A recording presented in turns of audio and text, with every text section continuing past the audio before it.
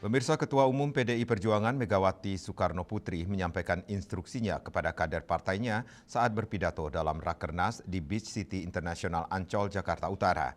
Presiden kelima Republik Indonesia itu mengatakan PDI Perjuangan terus mendoakan keluarga yang ditinggalkan karena menjadi korban bencana alam agar selalu sabar dan diberikan ketabahan.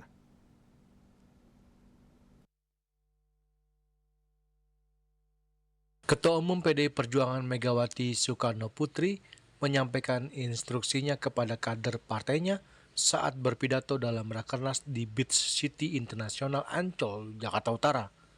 Rakernas pertama PDI Perjuangan mendesak pemerintah untuk memperbaiki manajemen penanggulangan bencana dengan memperkuat sistem mitigasi bencana melalui penerapan teknologi yang terintegrasi, koordinasi dan sinergi kelembagaan, kesiapsiagaan tanggap darurat hingga penanganan pasca bencana.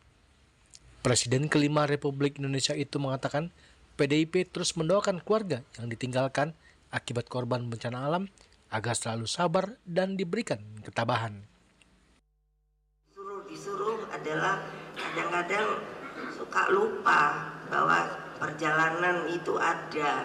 Jadi nanti ini segera betul-betul melalui WA atau apa saja untuk minta mungkin kepada Mbak Ning apa saja lagi yang diperlukan, dan mungkin ada lagi yang seharusnya juga harus diperlukan karena dari sini itu akan ke Sibolga ya.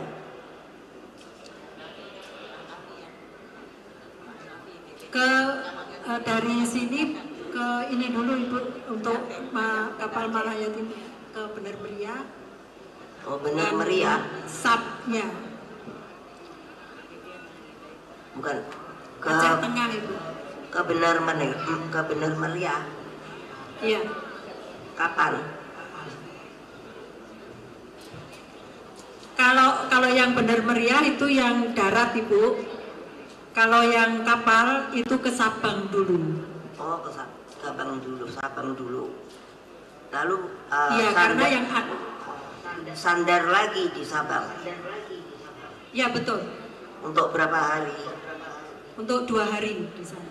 Dan apakah sudah selain perbaikan manajemen, PDIP juga mendorong pemerintah untuk menghentikan deforestasi dan menindak tegas pelaku kejahatan ekologis seperti pembalakan liar dan pertambangan ilegal.